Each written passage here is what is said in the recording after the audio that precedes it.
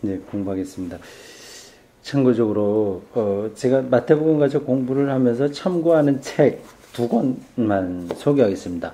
하나는 이건 성경이에요. 마틴 루터의 독일에서 만든 마틴 루터 번역 성경에 있는 각주라고 하나? 주석이 담긴 성경입니다. 그 독일어로 된 겁니까? 아니요, 그게 이제 번역해 놓은 거예요. 이제 성경은 우리말 성경이고, 여기, 주석이 이렇게 달려서, 이게 이제 독일 성경에 나와 있는 그러한 주석이에요. 오래전부터 제가 이걸 참고하고 있습니다. 제가 언젠가 한번 소개하기도 했을 텐데요. 이건 일반 신자들이 읽기에 딱 맞춤해요. 일반적으로 우리나라에 성경 종류가 많아서 이 주석이 들어있는 성경들 제법 있거든요. 근데 그런 건 조금 수준 낮아요. 사실은 너무 편의주의, 실용주의적으로 이렇게 은혜 받는 위주로 설교적으로 이렇게 돼 있는데 이거는 좀 역사비평, 학문적인 요소를 담으면서 그러나 평신도들이 이해할 정도의 수준의 이야기를 책에 담고 있습니다. 요거를 좀 많이 참조합니다. 이렇게 각주가 주석이 들려서 읽어볼 때마다 이거 전문가도 봐도 참 좋겠다라는 생각이 듭니다. 오늘도 이거를 제가 많이 봤어요. 그리고 또 하나는 국제성서 주석이라고요. 한국신화연구소에서 옛날에 나온 건데 이건 한국에 나와 있는 주석 중에서 가장 학문적인 그러한 시리즈 주석집입니다. 제가 30대 중반까지는 설교 준비할 때 바클레이 주석이라고 그걸 좀 봤어요. 무난한 겁니다. 이건 평신도들이 봐도 될 만한 거예요. 그때까지 하다가 그 다음에 그게 너무 심심해서 이게 너무 뻔하고 해서 바꿨습니다. 이거를 보는데 이게 직접 설교에 사용하는 건 아니지만 이 텍스트의 어떤 배경들 이런 것들을 아는데 가장 학문적으로 잘 해놓은 주석집이에요. 두 권입니다. 국제성서 주석은 여러분들이 뭐 구입할 필요 없고요. 근데 이 관주해서 성경 전서 이렇게 되는 요거는 만약에 여러분들의 성경을 좀 꼼꼼하게 공부하고 싶다 하는 분이라고 한다면 사서 공부하시면 좋습니다. 집에서 평생 동안 자기가 성경을 읽어야 되니까 도움이 많이 될 겁니다. 자, 됐습니다. 오늘은 우리 마태복음 공부 몇 번째죠? 5번째입니다. 3장 공부하겠습니다. 3장.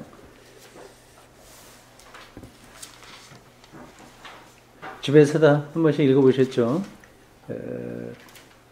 혹시 미리 한번 질문 있어 한번 해주세요. 이게 좀 궁금하다 읽어봤더니 좀 이해가 안 된다. 아니면 이건 정말 내가 중요하게 생각할 만한 거다. 뭐 그런 느낌이 있는 구절이라든지 한번 해보세요. 짧아요. 17절밖에 없습니다.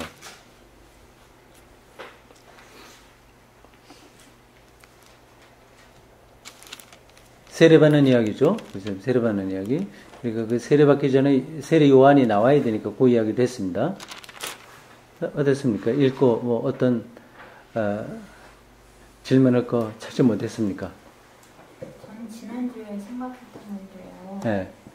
세례 요한이 왜 헤롯 왕의 명령 있었잖아요. 사내아들 다 죽이라고. 앞에. 네. 네. 두 살 아래 사내아들. 네. 그때 왜 안 죽었을까? 그런 생각했어요. 지난주에. 세례 요한이 왜 안 죽었을까? 죽임을 당하지 않았을까? 피해겠지 뭐. 알고. 재밌는 발상이네요. 2살 아래 죽이라고 했다고 그래서 뭐 그게 다 죽일 수 있나?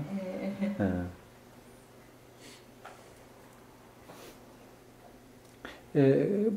그때 우리가 한 이야기지만 이집트에서도 모세 태어날 때 남자아이들 태어나면 다 죽이라고 그랬잖아요.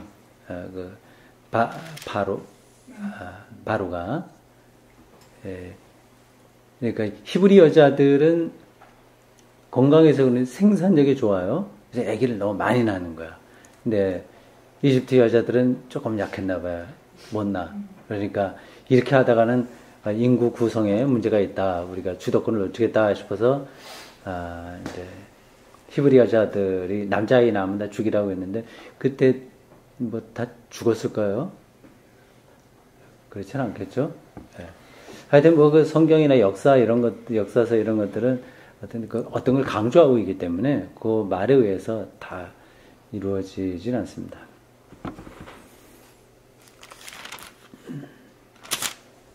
저는 두 가지가 궁금했어요. 그냥 일반적인 입장에서 생각했습니다. 하나는 2장에서 3장으로 넘어오는데 뭐가 좀 빠진 듯한 느낌이 들어요. 그러니까 아주 태어났을 때 어릴 때 이야기는 있는데 중간 과정이 생략됐어요. 소녀 성장기 이게 없어요. 그냥 불쑥 이제 예수님이 세례받는 것부터 나와니까 출가해 버린 거예요. 그러니까 왜 출가했는지에 대한 예수님의 고민도 안 나와요. 사실은 그런 거 있지 않았을까요? 생각해 보십시오. 예수님이 그냥 무턱대고 집을 나와서 자기 동생들도 많고 뭐 설에 의하면 자기 아버지도 조금 일찍 돌아가셨다고 그래요. 요셉도.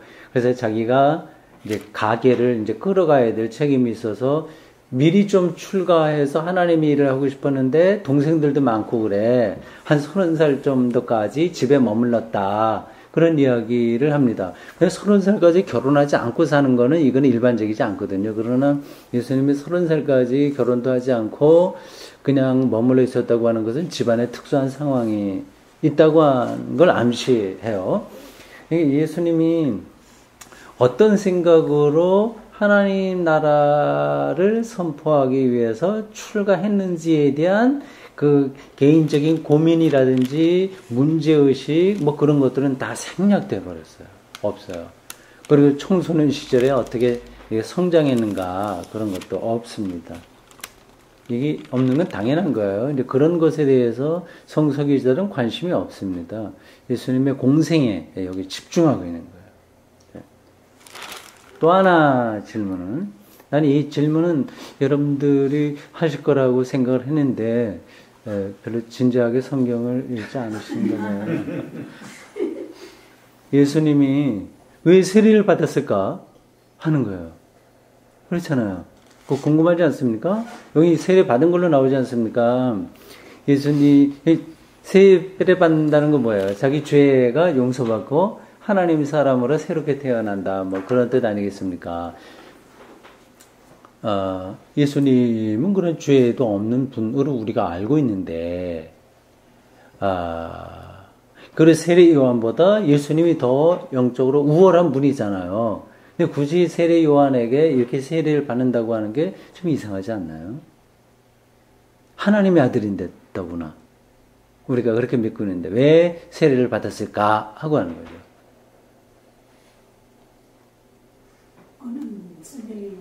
세례 요한이 예수님이 세례 받으려고 하시니까 세례는 어떻게 내가 예수님께 세례를 줄 수 있나고 하니까 이렇게 하는 것이 하나님 나라에 합당한 것이다. 이렇게 하는 걸 들었네요.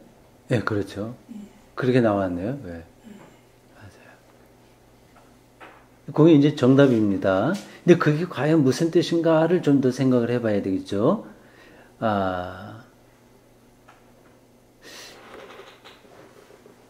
그 약간 그 배경을 설명하면 이런 게 있어요.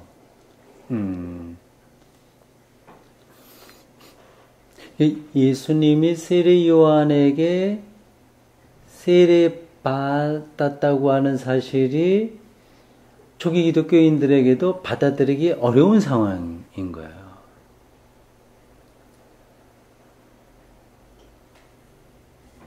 근데 그걸 어떻게 해서라도 이제 풀어야 되는데 그 어려운 상황이라고 하는 거가 바로 지금 우리 집사님이 얘기한 세례 요한이 예수님에게 이게 어찌된 일입니까? 내가 오히려 세례를 받아야 되는데 당신이 내게로 와서 나에게 세례를 받더니 말이 됩니까?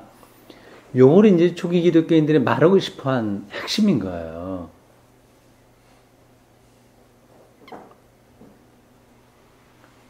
그렇게 되면 혹시 또 이런 생각도 하실 거예요.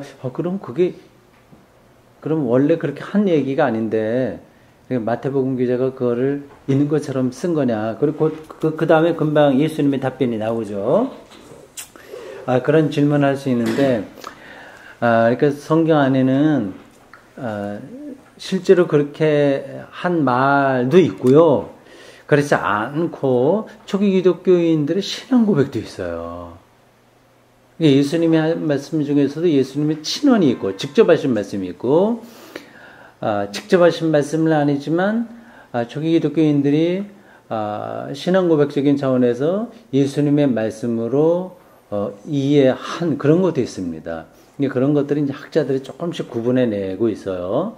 여러분들이야 그걸 자꾸만 골치 아프게 생각할 건 없습니다. 우리는 지금 공부하는 시간이기 때문에 이제 그렇게 하는 것 뿐이고, 그냥 다 예수님이 하신 말씀을 그냥 믿어도 됩니다. 그건 상관이 없는 거예요. 그러니까 옛날 사람들은 글쓰기에서 이게 팩트냐 아니냐에 대해서는 별로 크게 관심이 없었어요, 사실은.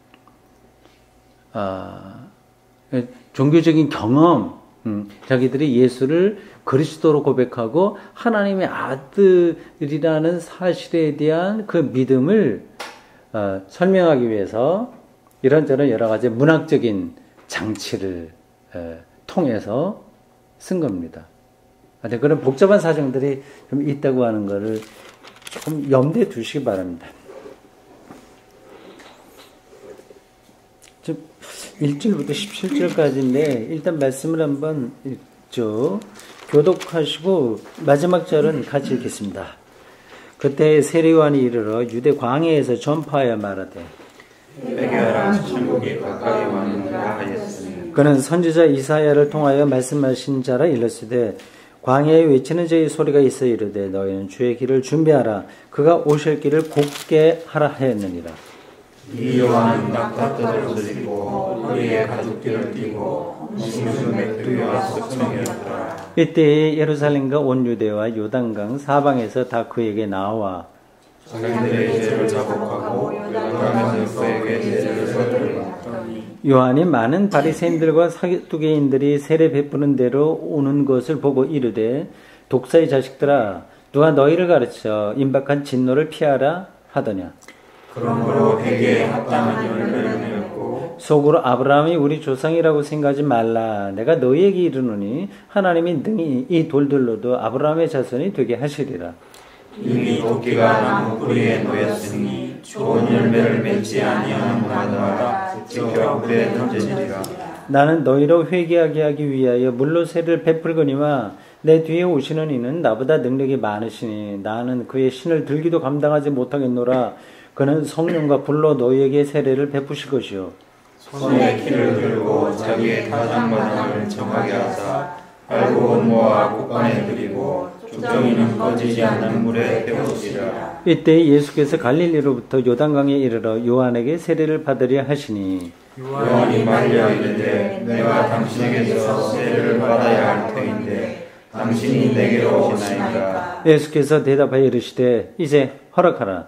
우리가 이와 같이 하여 모든 의를 이루는 것이 합당하니라 하시니 이에 요한이 허락하는지라.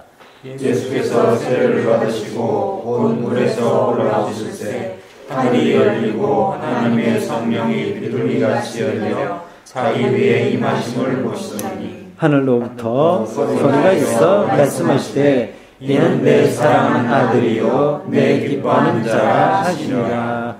아멘.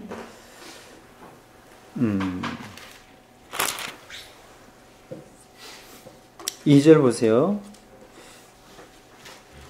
요 구절은 뭐 예수님도 똑같이 하신 말씀이에요. 세례 요한하고 예수님하고 이 메시지는 똑같았습니다.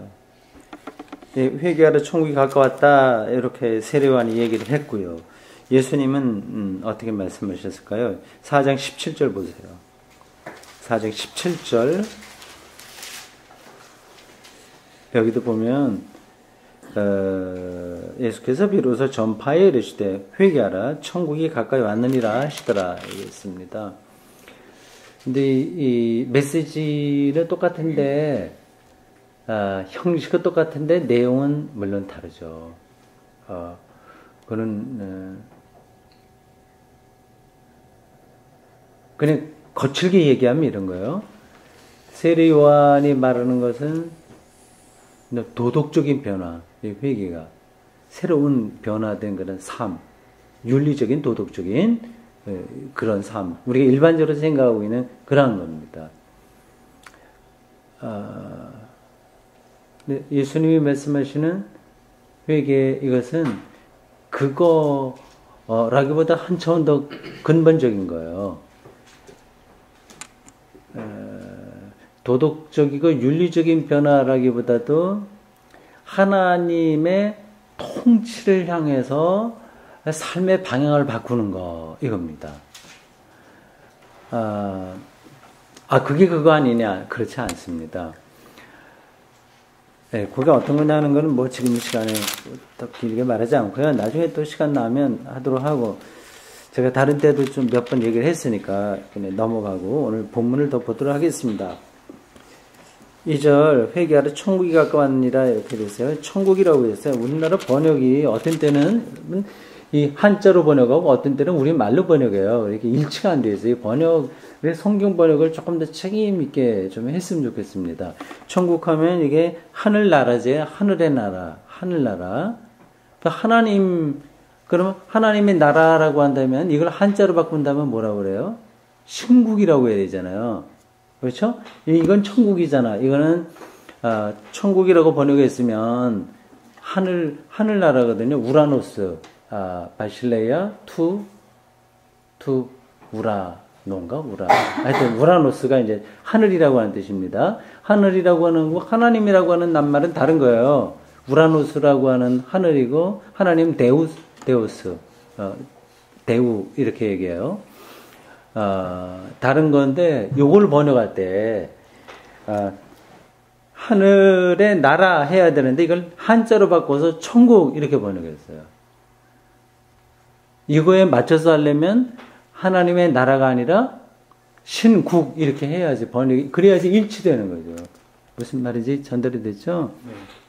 만약에 하나님의 나라 방식으로 번역을 하려면 이것도 천국이 아니라 하늘의 나라 이렇게 번역을 해야 돼요. 근데 왜 이렇게 다르게 했는지 난 아직 이해를 못하겠습니다. 이 번역한 분들이 생각이 있긴 있을 텐데, 천국 하면 그냥 우리들이 받아들이기 좋지만 신국 하면 좀 약간 거북스러운 거예요. 근데 일관성이 없이 번역을 했어요. 그런 게 한두 가지가 아닙니다, 사실은. 이렇게 천국, 근데 예수님 주로 이제 천국이라기보다 하나님의 나라, 하늘나라가 아니라 하나님의 나라를 많이 말씀하셨어요. 하늘나라는 너에게 이와 같다. 뭐 천국이라고만 말씀도 하긴 하지만, 천국이라고 하는 거하고 하늘나라라고 하는 거하고 하나님 나라라고 하는 게 조금 뉘앙스가 약간 차이가 있어서 우리들에게 좀 다르게 들릴 수도 있는데 근본적으로는 똑같습니다. 근데 여기 천국이라고 하는 것은 이제 보통 천국하면 이제 어떤 장소를 잠깐 생각하게 되는 거예요. 장소. 하늘에 있는 나라니까요. 여기서는 요 마태복음 기자가 요거를 그냥 하늘나라라고 하는 것은 마지막 장에 나와 있는 어떤 구절과 연관해서 이렇게 쓴 겁니다. 마태복음 28장 한번 가보세요. 28장 18절.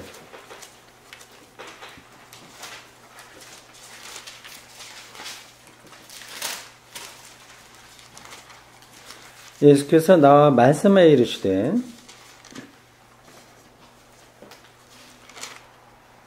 하늘과 땅의 모든 권세를 내게 주셨으니, 여기서 하늘과 땅이에요. 예, 하늘 얘기, 우라노스예요. 하늘. 여기서 말하는 이 하늘이 바로 지금 우리가 그 앞에서 본 2절에 나와 있는 천국 할 때 천국입니다. 그래서 천국이 가까웠다 이렇게 말한 것은 이 하늘과 땅의 모든 권세, 권위를 갖고 계신 예수님을 이제 암시를 하면서 그래서 기록한 거죠.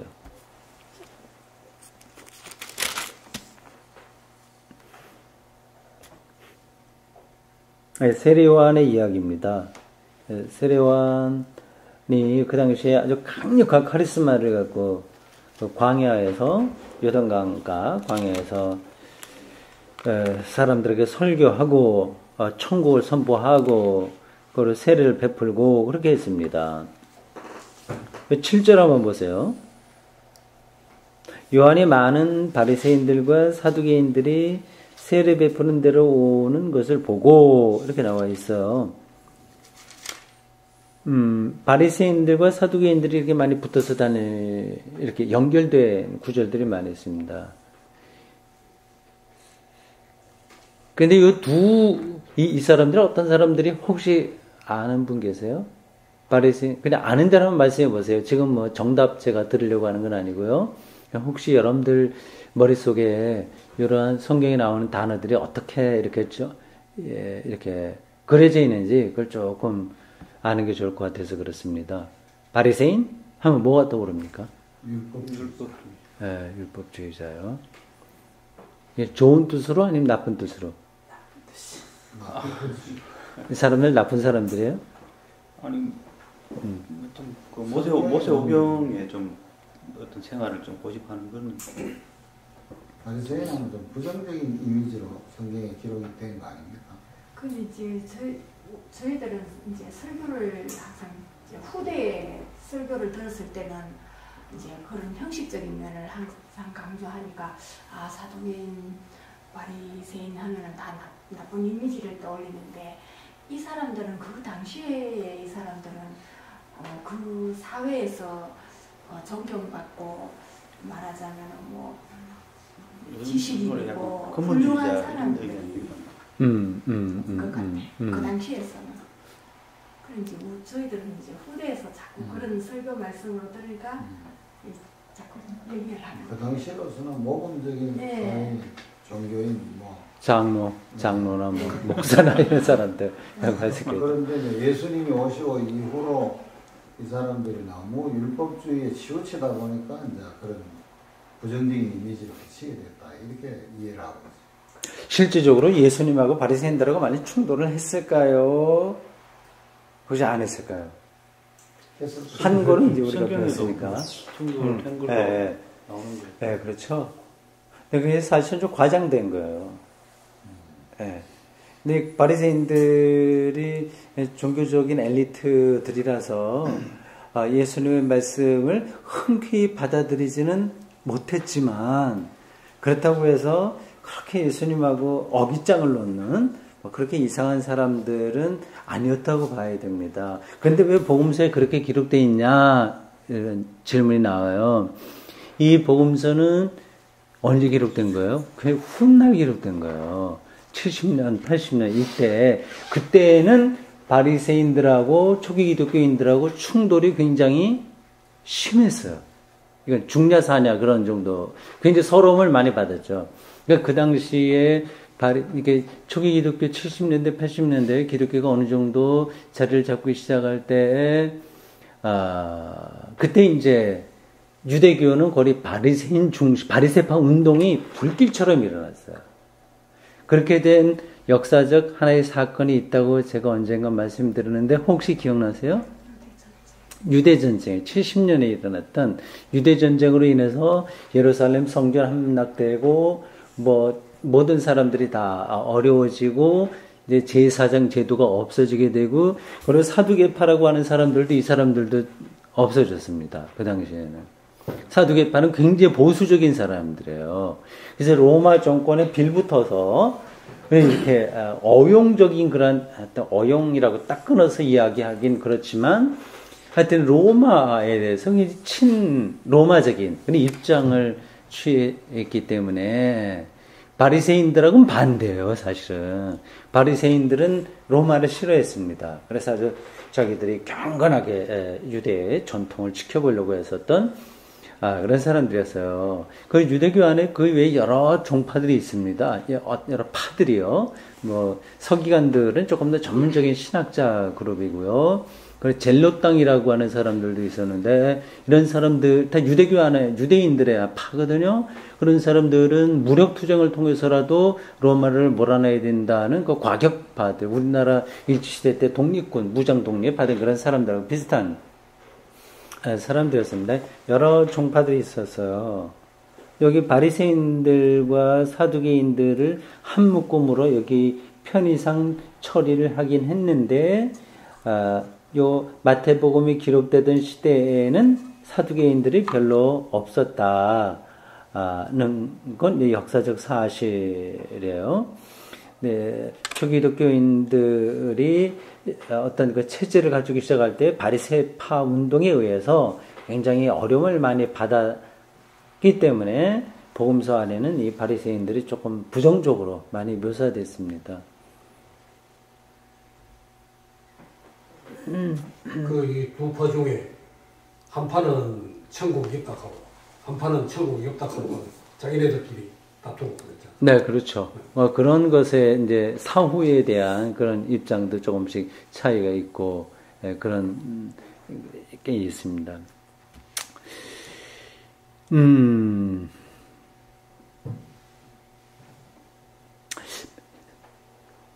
바리새인이었다가 기독교에 어떤 혁혁한 공을 세운 사람이 바울이죠. 예, 바울.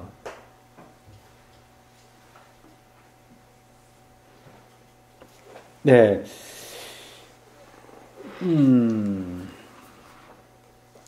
어쨌든 여기 바리새인들과 사두개인들은 대표적인 그 당시 유대교의 종교성을 가지고 있는 그런 사람들이라고 할 수 있습니다.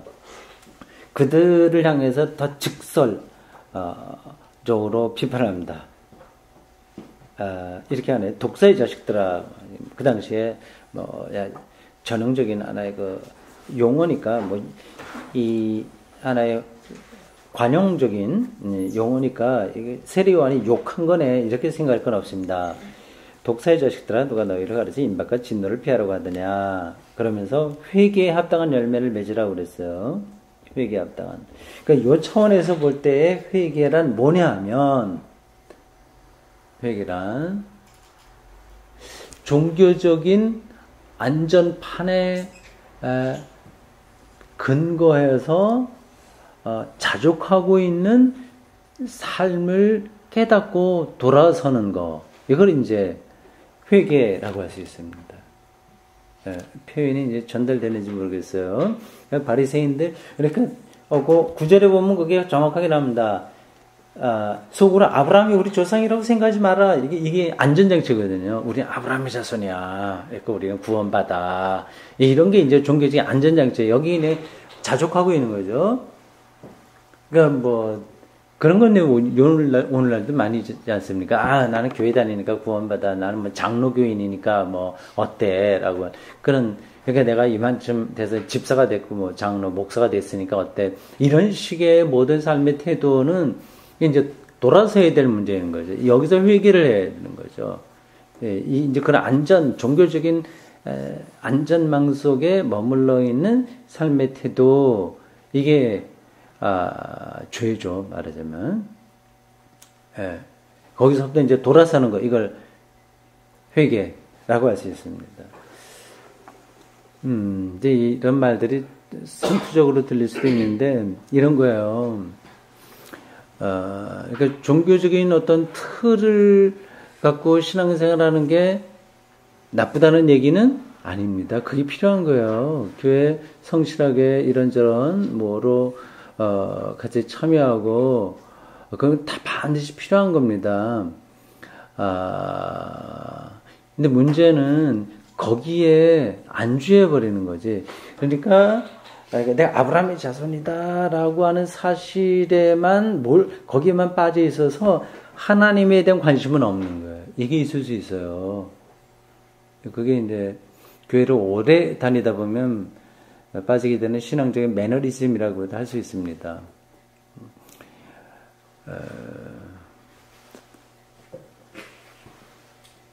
그건 이제 그걸 극복해야 되는데, 그런 차원에서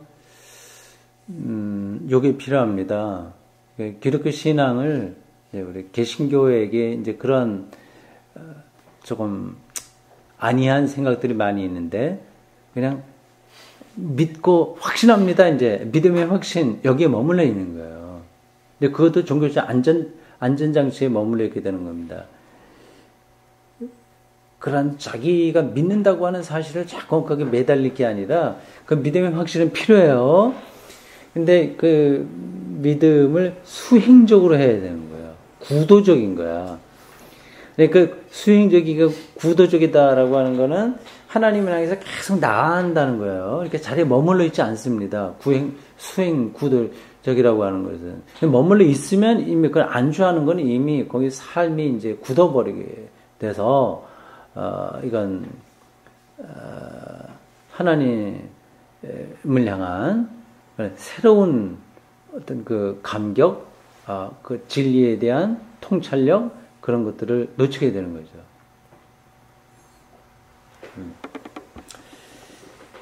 10절에 보면 여기서 강력하게 도끼가 나무 뿌리에 놓였다 이렇게까지 얘기합니다. 그러니까 네가 아브라함의 자손이라고 하는 거 너무 자랑하지 마라. 그러니까 생명의 본질, 구원의 근원 이런 것에 대해서 늘 깨어있는 자세로 수행적으로 구도적으로 가지 않으면 너희들 이제 잘못되는 거다 그 얘기입니다. 목사님 여기서 7절에서 보면 이 바리새인과 사두개인들이 여기 오는 것은 세례 요한은 세례를 받으러 오는 걸로 표현을 한 겁니까? 그렇죠. 세례 받으러 온 거죠, 이 사람들이. 이게 바리새인 사두개인. 네. 그렇죠. 우리가 그런 종교적인 안전장치에 머물러 있으면서 세례만 받으면 되냐? 뭐 그건 너희들 그래서 이렇게 하나님의 심판을 면하려고 하는데 그럼 좀 우스운 거다. 그러지 마라. 그런 뜻이죠. 이제 그 당시 세례 요한도 그렇고 세례 요한과 예수님과의 관계가 참 특이합니다. 예. 세례 요한이 먼저 하나님 나라를 선포했고 예수님이 뒤따라왔는데, 근데 이게 나중에는 세례 요한이 오히려 예수님을 그리스도로 인정해야 될 그런 상황입니다. 지금 성경은 이렇게 예수님 중심으로 이렇게 기록됐기 때문에 그런데 사실은 그 당시로 들어가게 되면 어쩌면 사람들이 세례 요한을 더 이제 지켜 세웠을 거예요. 아마 틀림없이. 예. 근데 세례 요한의 추종자들은 나중에 교회 안에 들어와 버려요. 그러니까 하나님 나라 운동을 같이 한 거예요. 세례 요한도 하고 예수님도 하고요. 지금 목사가 여러 사람이 있듯이 이제 굳이 설명을 하자면 각자 이제 했는데 세례 요한의 제자들이 어느 봄새 오면 세례 요한의 제자들이 예수님 제자가 되기도 했잖아요. 그리고 세례 요한이 옥에 갇혔을 때 자기 제자를 예수님에 보내서 당신이 메시아니 아니냐 그런 거 질문했다고 하는 것도 있고요. 그 당시는 그러니까 지금 우리는 예수님이 당연히 주인공으로 돼갖고 모든 게 다 평정이 됐겠지 생각하는데 그렇지는 않습니다. 지금 오랜 세월에 걸쳐서 그리스도교가 이렇게 체질을 갖추게 되면서 그 안에 여러 가지 요소들이 유대교적인 요소, 세례 요한의 그런 메시지들, 그러니까 교회 안에서 세례가 하나의 중요한 세리머니, 종교적인 세리머니로 자리를 잡게 된 데에는 세례 요한의 영향이 컸습니다. 세례 요한의 제자들이 자기 선생님이 베푸던 세례 이거를 끝까지 고집을 했고요. 그게 이제 교회 안에서 약간 충돌하는 그런 부분들도 있었습니다. 사도행전에 보면 그런 게 좀 나와요. 근데 어쨌든 그런 것들이 시간이 지나면서 이질적인 조금 차이가 있던 것들이 다 그리스도교 안에서 융합돼서 안에 하나로 통일되는 거죠. 근데 거기에서 가장 결정적인 역할을 한 사람은 이제 사도 바울이고요. 아니 굉장히 좀 이렇게 복잡한 갈래들이 그 당시에 있었습니다. 여기 보세요. 11절 보세요. 여기서 보면 이제 그런 차이가 나요. 그러니까 알 수 있습니다. 세례를 두 가지로 구분하죠. 세례 요한의 세례는 특징은 뭐예요? 뭐라고 되어 있어요? 물이라고 되어 있죠. 그리고 예수님의 세례는 성령과 불로 세례. 성령과 불.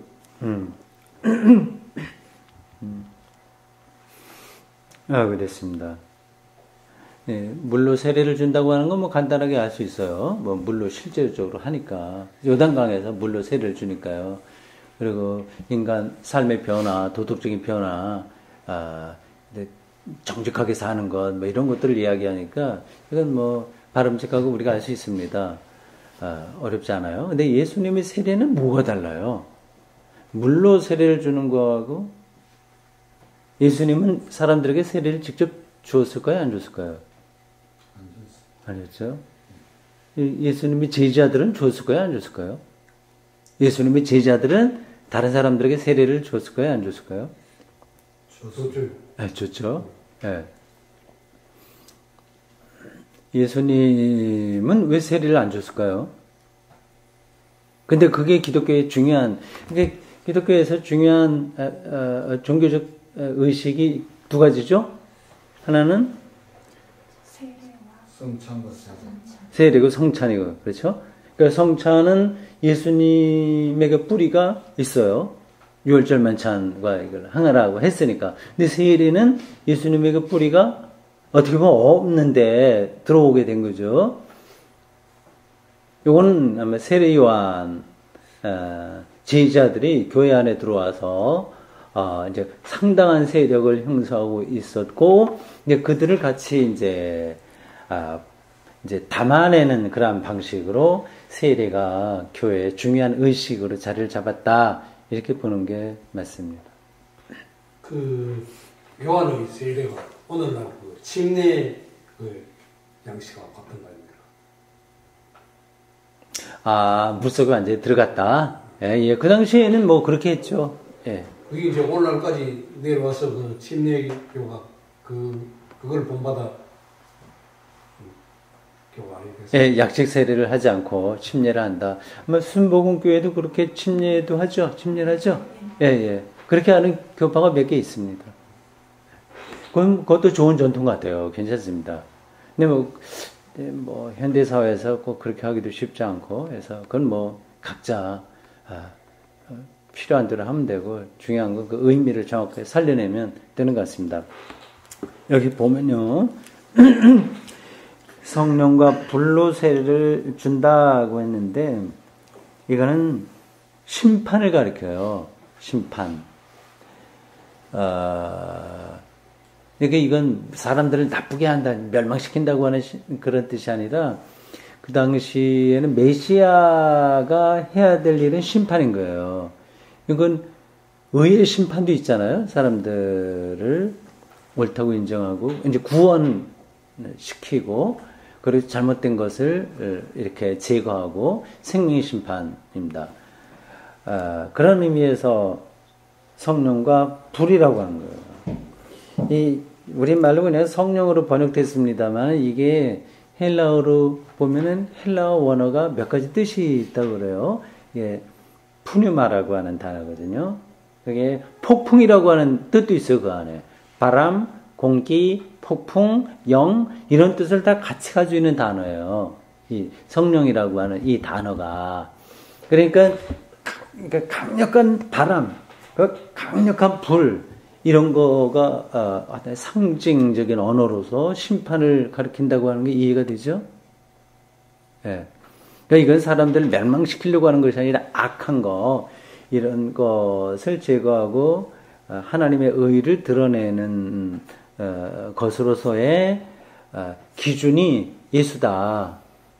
그런 뜻으로 지금 세례요한이 물 세례와 예수님이 행하실 성령, 혹은 폭풍과 불의 세례를 구분했습니다.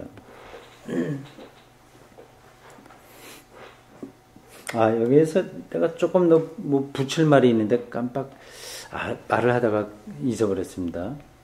오늘 제가 집에서 준비했던 노트를 못 가져왔어요. 거기다 다 적어놨는데 다음에 다시 한번 보충하도록 하겠습니다. 세례 요한에 대한 이야기 여기 있습니다. 그러니까 세례 요한 대한 이야기를 하려고 하는 게 아니라 사실은 예수님에 대한 이야기를 하려고 하는 거예요. 예수님의 세례가 생명의 세례로서 불과 폭풍 이런 것으로서 우리의 메시아로서 하나님의 아들로서 참된 세례를 줄 뿐이다. 그걸 얘기하는 거죠.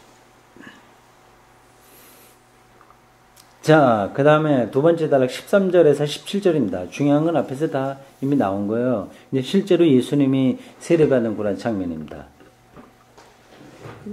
아까 우리 은종이 집사님 얘기한 대로 세례요한이 예수님이 세례받으러 오자 어떻게 이런 일이 있을 수 있습니까?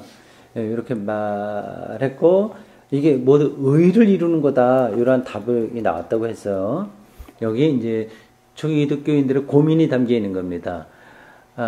예수님이 세례를 받다니 이건 역사적 사실인데 이게 있을 수 없는 일인데 벌어졌다.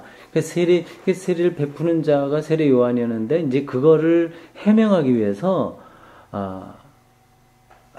세례 요한이 이런 일을 할 수 없습니다. 그러자 예수님이 허락해라. 그렇게 해서 그런 일이 이루어졌다. 그렇게 설명을 한 거예요. 모든 의를 이루는 것이 합당하다 얘기했습니다. 모든 의를 이루는 건. 조금 까다로운데 그냥 설명할게 있는 들어보세요.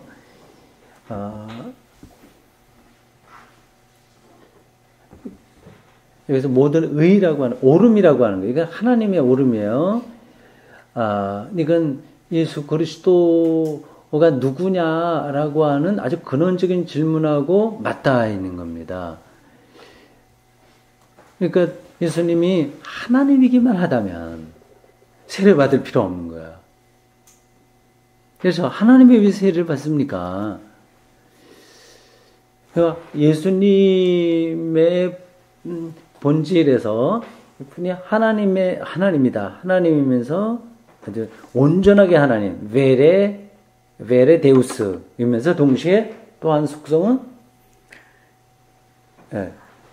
순전한 인간, 베레 호모라고 하는 그게 있는 거예요. 그러니까 만약 세례를 받지 않으면 그 당시에 그게 약화되는 거죠. 순전한 인간이 약화되는 거예요. 그러니까 그 하나님의 아들이나 동시에 인간, 순전한 인간, 참된 인간으로서의 정체성을 가지고 있는 분이 예수 그리스도라고 하는 사실을 이 세례 사건에서도 지금 말하고 있는 거죠. 근데 그게 이해가 안 되죠. 어떻게 참된 하나님이면서 참된 인간이냐. 그렇습니다. 그거 이해를 하시려면 하여튼 생각을 완전히 바꾸지 않으면 안 되는 거예요. 그러니까 예수님에게는 신적인 요소도 있고 인간적인 요소도 있고 이렇게 혼합되었다고 하는 게 아닙니다. 반은 신이고 반은 인간이라고 하는 뜻도 아니에요. 왜 이거는 순전하게 참되게 인간이고 참되게 신이라고 하는 사실. 그게 예수라고 하는 하나의 인격체 안에 어떻게 가능하냐? 이게 정말 이제 신학교에서 말하는 크리스톨로지, 그리스도론에서 핵심인 거예요. 근데 이게 이제 이렇게 저렇게 설명을 하고 하는데 신학생들이 그걸 잘 이해를 하지 못합니다. 그래 목사로서도 그게 어떤 건지를 잘 이해가 안 되는 거예요. 그냥 말로만 할 뿐이야. 참된 하나님이고 참된 인간일 뿐이다. 이렇게 설명하고 넘어가는데 이게 안 되는 이유는 생각을 바꾸지는 못하기 때문에 그렇습니다. 생각을 바꾼다고 하는 것은 우리가 알고 있는 모든 것을 포기하라고 하는 게 아니라 더 심층으로 들어가야 된다는 얘기예요. 예를 들자면 이제 그런 게 이제 철학적인 어떤 그 사유 뭐 이런 것입니다. 아리스토텔레스가 이 세상 모든 것들은 진료와 형상이다 이렇게 얘기했거든요. 진료와 형상으로 됐다. 진료 메터리얼이고 형상은 폼이에요. 그러니까 똑같은 이 책인데 폼이라고 하는 것은 책이라고 하는 그 근원을 얘기하는 거예요. 진료는 그것을 만들 수 있는 소재를 가리킵니다. 그게 동시에 같이 있는 거예요. 그러니까 이거는 진료로서도 순전한 것이고 폼, 형상으로서도 순전한 거예요. 제가 그냥 비유적으로 설명하는 겁니다. 이거 뭐 책 이거는 뭐 다 종이로 만든 거 그런 거지. 이런 것에만 떨어져 있으면 이 두 가지가 같이 간다고 하는 이 아리스토텔레스의 이 생각을 우리가 이해할 수 없는 거죠.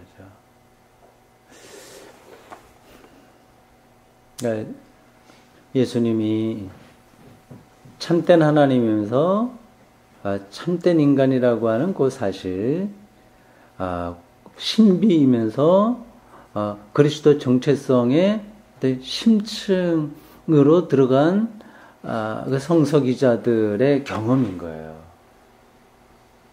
예, 지금 제가 말씀드리는 게 뭐 어떤 요술처럼 어떤 마술이라든지 아니면 어떤 굉장히 심오한 철학적 그런 거를 통해서만 우리가 이해할 수 있다고 하는 게 아닙니다. 그건 이제 그렇게 신학과 철학을 깊이 공부하지 않아도 조금만 생각을 그쪽으로 돌리면 따라갈 수 있는 어떤 게 있어요. 그럼 뭐 또 여러분들이 이미 따라가신 분도 있을 거고 조금 안 된 분들 있을 텐데 시간을 좀 갖고 더 천천히 가보시기 바랍니다. 어쨌든 여기서 하나님의 의를 이루는 것이 합당하다 하는 예수님 말씀, 여기에는 바로 예수님의 인간으로서의 순전한 그거를 감수할 때만 그리스도, 메시아로서 하나님의 뜻을 이루는 거다. 그런 게 여기 포함되어 있습니다. 마쳐야 되겠네요. 마지막 절 보세요. 세례 받을 때 이제 하늘에서 소리가 났다고 그러잖아요. 하늘에서 소리가 났다. 내 사랑하는 아들이요, 내 기뻐하는 자라. 이게 이제 복음서 기자들이 말하려고 하는 핵심이죠. 예수가 하나님의 아들이다. 그러나 뭐 하늘에서 뚝 떨어진 그런 게 아니라 마리아의 몸을 통해서 왔고 세례를 받아야만 할 그 인간의 온전한 인간이고, 그러면서 그렇기 때문에 그가 바로 하나님의 아들이다. 그런 거를 복음서 기자들이 딱 붙들고 있습니다. 일단 여기까지만 하고 그 다음에 우리 끝나고 차 한잔하면서 질문은 그때 더 받도록 하겠습니다. 네, 기도하겠습니다. 주님, 오늘 이렇게 봄비가 새벽서부터 하루 종일 내리는 이 수요일 저녁 시간, 이 지하에서 우리 소수의 무리가 모여서 함께 2000년 전 마태복음 공동체가 우리들에게 전해준 이 귀한 말씀 중에 한 구절 3장을 같이 공부했습니다. 예수님의 세례에 관한 사건이었습니다. 이렇게 2000년이라고 하는 시간을 뛰어넘어서 우리가 마태복음 기자의 그 신앙, 그리고 그 공동체의 문제의식, 그리고 그들의 경험 속으로 들어갈 수 있다니, 이거 성령의 역사 아니고 무엇이겠습니까? 감사합니다. 우리가 아직 생각이 부족해서 다 따라가지 못하는 부분들, 진리의 영인 성령께서 우리를 도우시사 이 후에라도 이 말씀에 더 깊이 들어가도록 도와주십시오. 우리의 모든 삶의 구석구석을 하나님께서 책임져 주실 줄로 믿고 예수님의 이름으로 기도합니다. 아멘.